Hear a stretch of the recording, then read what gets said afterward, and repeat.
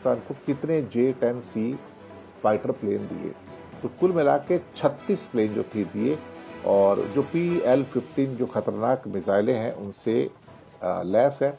और इसका ऑपरेशन जो था, इसका इस्तेमाल ऑपरेशन सिंदूर में किया गया था।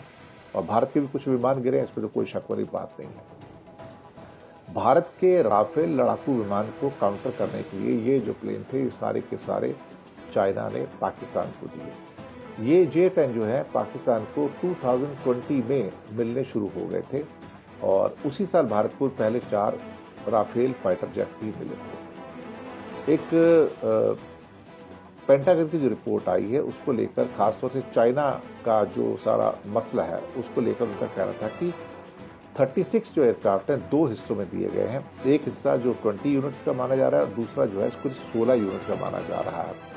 और इसके द्वारा जो है काफ़ी अच्छा एयरक्राफ्ट माना जाता है। J-10 भी काफ़ी मॉडर्न माना जाता है।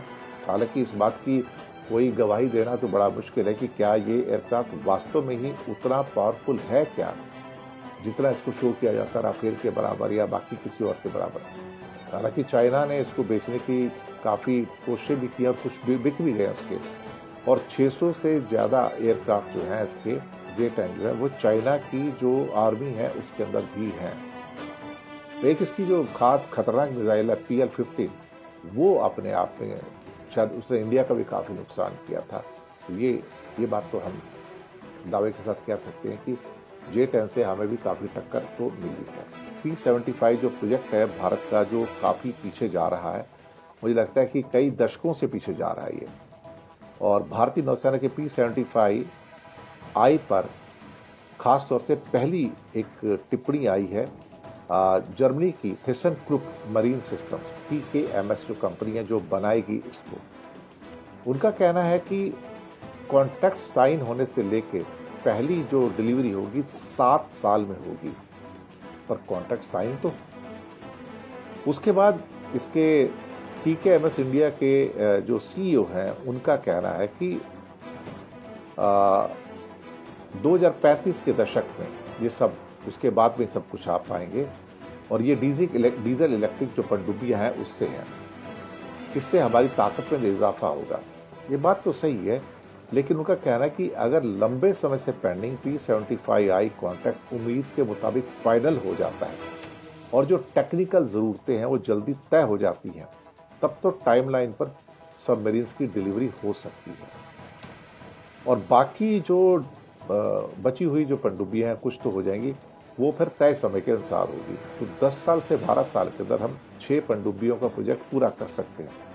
लेकिन ज़रूरत इस बात की है कि भाई आप कम से कम अपने जो टेक्निकल स्पेसिफिकेशंस हैं उसको तो पूरा करो। ये भारत के सबसे महंगे डिफेंस एक्विजिशन प्रोग्राम में से एक है। मकसद भारतीय नेवी के लिए नेक्स्ट जनरेशन की कन्वेंशनल सबमरीन बनाना है, जो AIP यानी कि एयर इंडिपेंडेंट प्रोपल्शन टेक्निक के साथ लैस होगी, सेंसर्स होंगे, हथियारों से लैस होंगी और इनका डीप टेक्नोलॉजी ट्रांसफर भी किया जाएगा। तो भारत के मेक इन इंडिया जो इनिशिएटिव उसको बढ़ावा भी मिलेगा। तो प्रोजेक्ट 75 का जो चरण है वो ये है कि भारत के अंदर भी इन पनडुब्बियों का निर्माण होना चाहिए।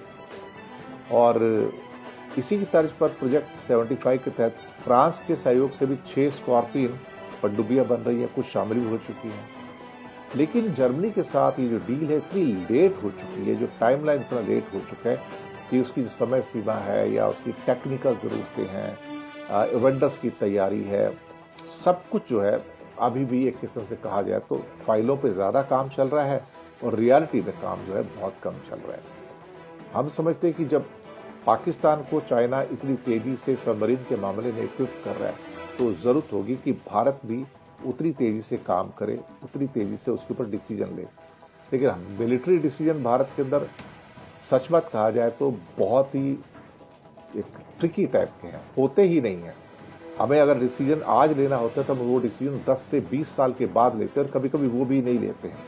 जैसे कि राफेल वगैरह जब आए थे तो कितनी लंबी चौड़ी जद्दोजहद के बाद आए, वो भी 36 ही आए टोटल मिला के। बाकी के तो भगवान जाने कब कभी कॉन्ट्रैक्ट होगा, 2035 के बाद कभी आएंगे तो आएंगे। तो हमारी तो एयरलाइंस तो कमज़ोर होती चली जा रही है। हमारे तो ले दे के 28 29 स्क्वाड्रन बचे हैं, उसमें से जो जगुआर के स्क्वाड्रन है वो तो काम ही नहीं आते, वो तो ट्रेनर स्क्वाड्रन हैं जो 5-6 स्क्वाड्रन है। आते हैं अगली खबर पर कि पेंटागन की बड़ी रिपोर्ट आई है कि रूसी तेल पर सैंक्शन लगाने के कुछ समय के बाद मुकेश अंबानी की रिलायंस को 1 महीने की छूट मिली है, खास छूट मिली है, जिससे उसे रोजनेफ्ट से रूसी तेल की सप्लाई जारी रखने में मदद मिली है और भारत पर रशियन तेल के आयात को कम करने का जो दबाव था उसमें भी कमी आई है। तो 1 महीने की जो खास छूट है रिलायंस को रूस की सरकारी कंपनी से जो तेल मिल रहा है उसके अनुसार दी गई थी। पहले छूट नहीं दी गई थी, पहले 21 नवंबर तक सारा मसला पूरा कर लेना था। तो रोजनेफ्ट हो या लुकोइल हो जैसी कंपनियों के ऊपर प्रतिबंध तो लग गए थे, लेकिन अब इसमें थोड़ी सी इसको राहत मिली है ताकि वो पहले से जो तय किए गए सौदे हैं उनको वो पूर्ण कर सके। और यूरोपियन यूनियन के जो नए नियम हैं कि 21 जनवरी के बाद कोई भी उस ईंधन का जो रशियन है ऐलान नहीं करेगा, तो फिर मुझे लगता है कि भारत के लिए इस ईंधन को यानी कि क्रूड ऑयल को प्राप्त करना तो न केवल मुश्किल हो जाएगा बल्कि फिर उसको जो रिलायंस की जो मेन मार्केट है वो यूरोप है। और अगर यूरोप 21 जनवरी के बाद रिलायंस से अगर खास तौर से तेल लेना अगर ये बंद कर देता है, फिर आप समझ सकते हो कि भारत काफ़ी इसमें ये मुश्किल में है। इस बीच खबर एक बांग्लादेश से बड़ी फ्रेश है कि तारिक मेहमान के बांग्लादेश में आने की खबर अब कंफर्म हो गई है।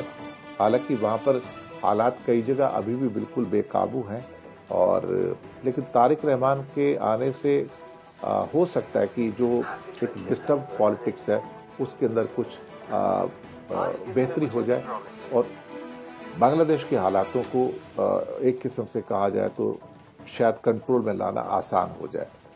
तारिक रहमान ही वो शख्स हैं जो बांग्लादेश के एक नए प्रधानमंत्री बन